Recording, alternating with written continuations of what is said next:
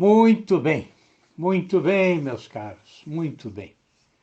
Espero que vocês tenham aí começado bem a terça-feira, né? Com boa disposição, né?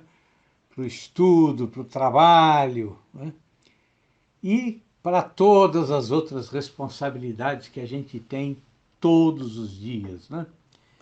E que são muitas, muitas, não é mesmo? Muitas, né? Isso é o que menos falta. Responsabilidades, deveres a cumprir. Bom, eu ontem à noite conversava com uma aluna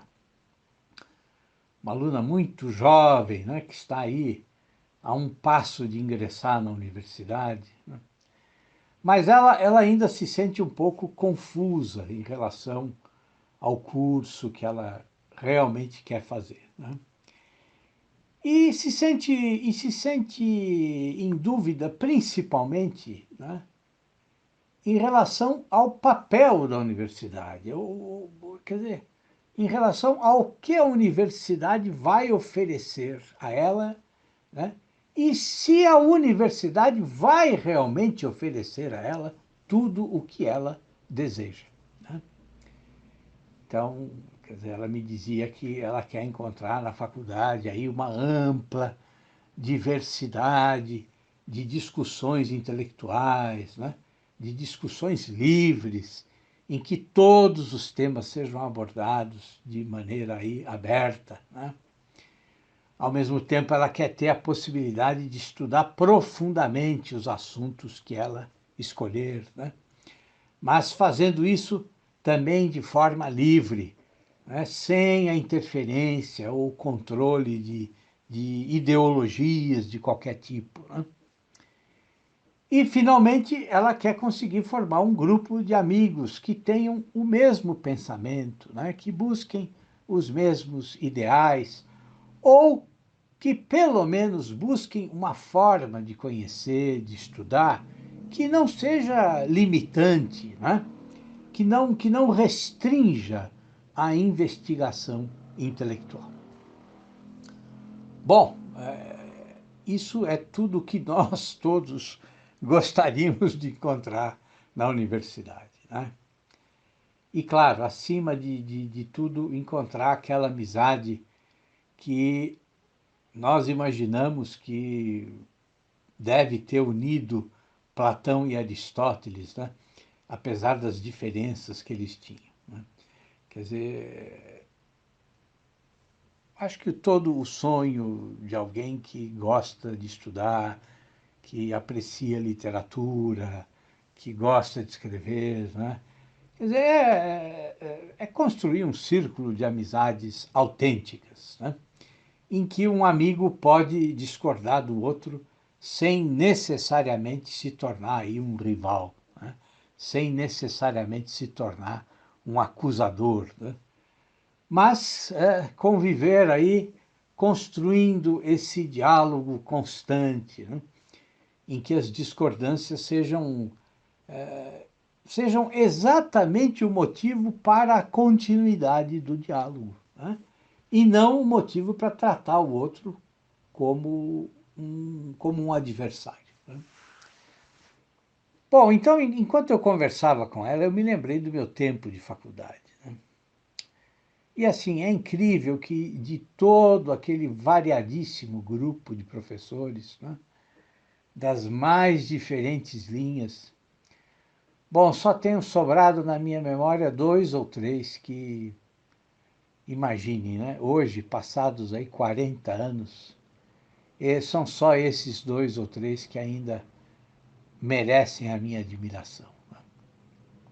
Mas a verdade é essa, né?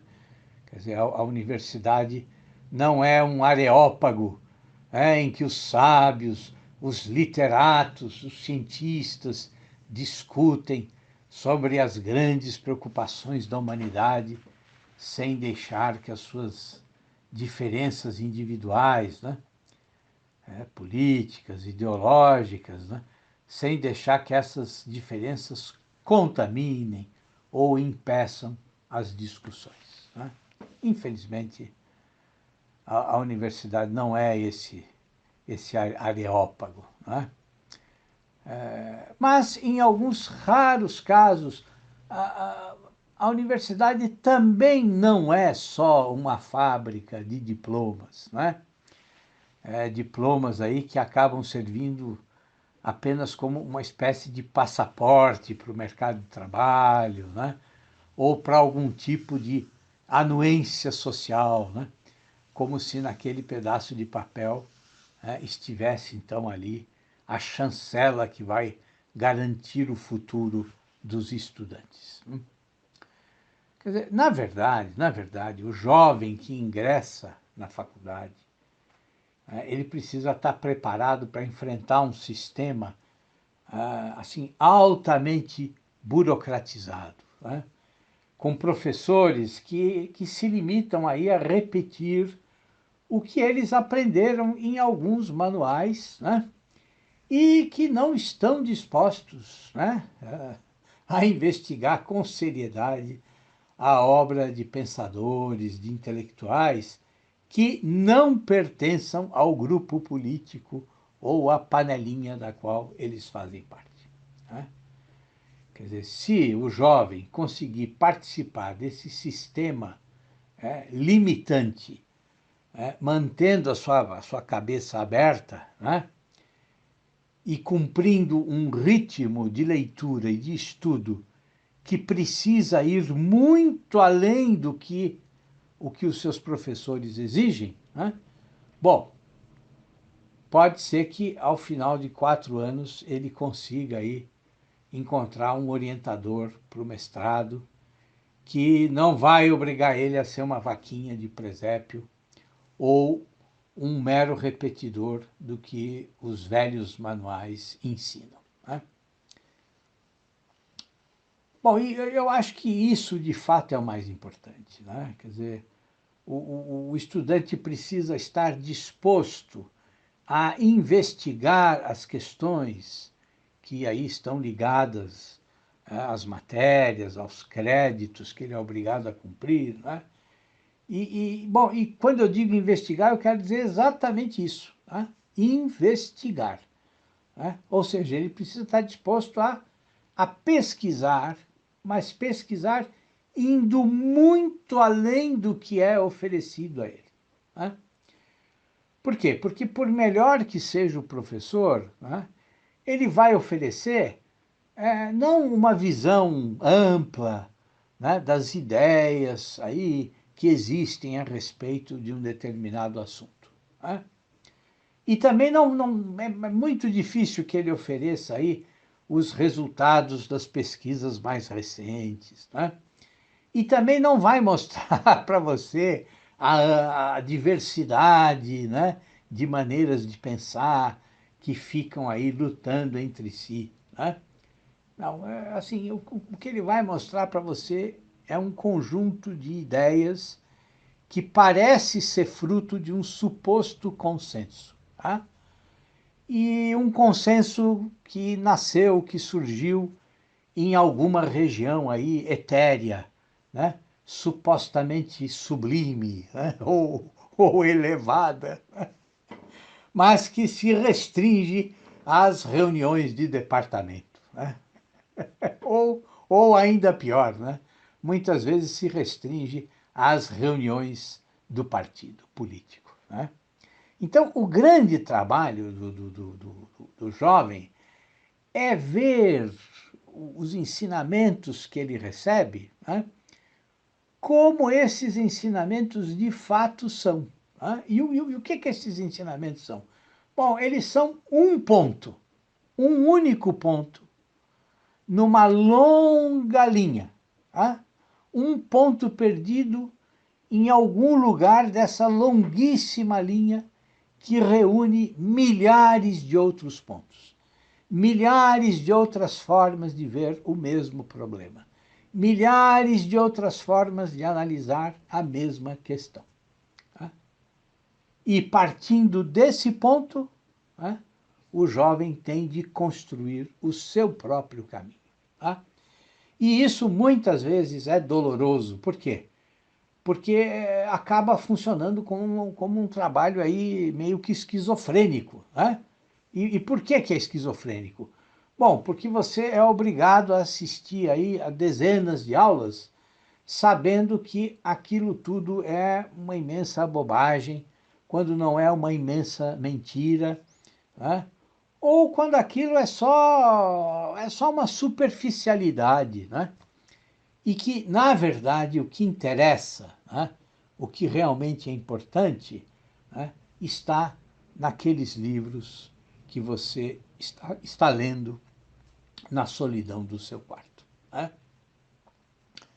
Inclusive, enquanto eu falava com a minha aluna, né, eu me lembrei do grande Saul Bellow, né, o grande romancista Saul Bellow. Né, e o Bellow conta que, quando jovem, né, quer dizer, se ele ouvisse só a família dele, né? Bom, ele tinha duas opções de vida, né?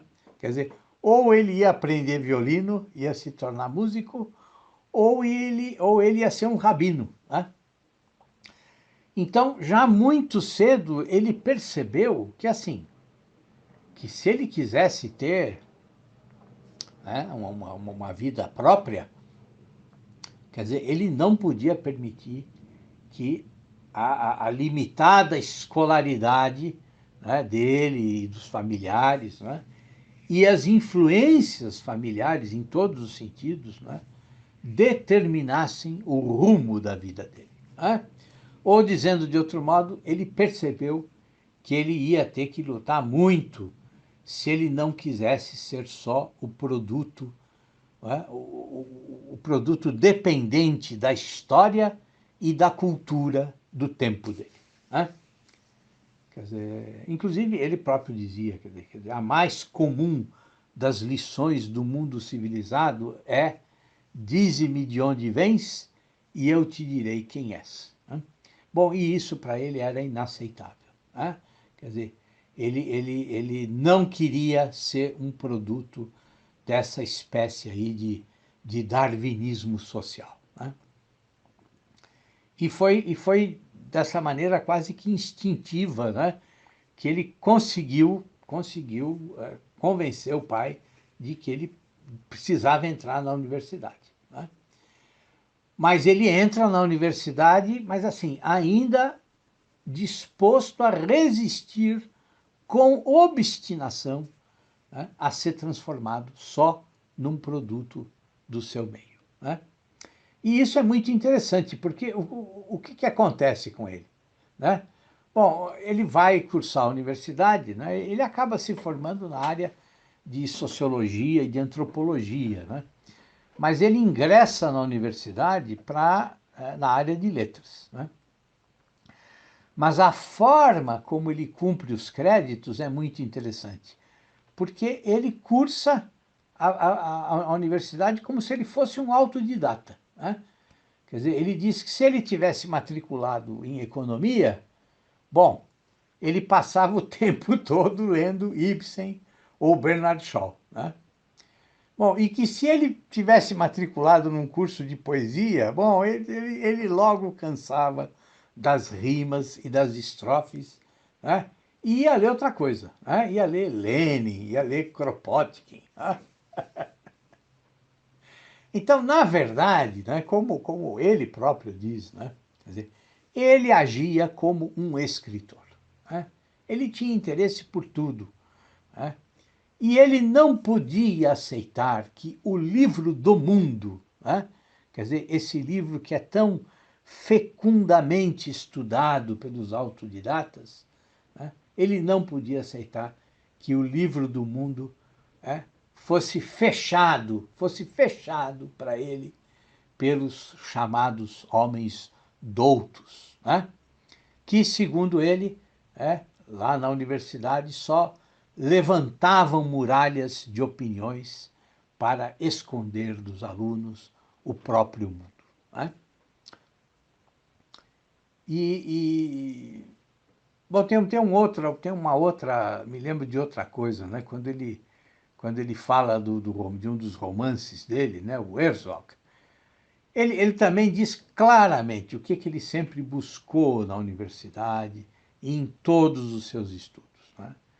Quer dizer, ele diz que ele sempre buscou a porta aberta da alma, né? Essa é a expressão que ele usa, né? Quer dizer, ele diz que essa porta sempre existe, né?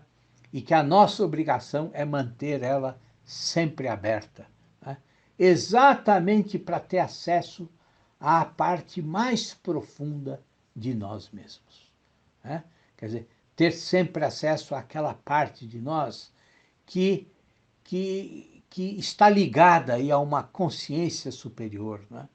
Uma consciência que é exatamente o que nos permite, né, fazer julgamentos definitivos e também considerar tudo em conjunto. Quer dizer, ter uma visão clara a respeito do todo, né?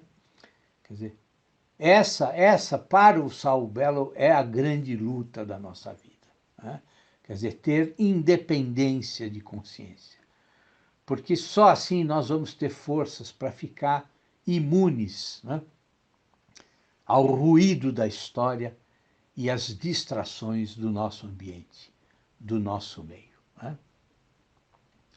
Isso tudo não sou eu que estou dizendo, é o Bellow, né? Ainda que eu concorde profundamente com ele, né? Quer dizer, ele diz que o espírito de cada um tem de encontrar e tem de manter a sua base contra as forças hostis, né? E forças que às vezes são personificadas em ideias que frequentemente negam a possibilidade de existir uma consciência individual livre, né?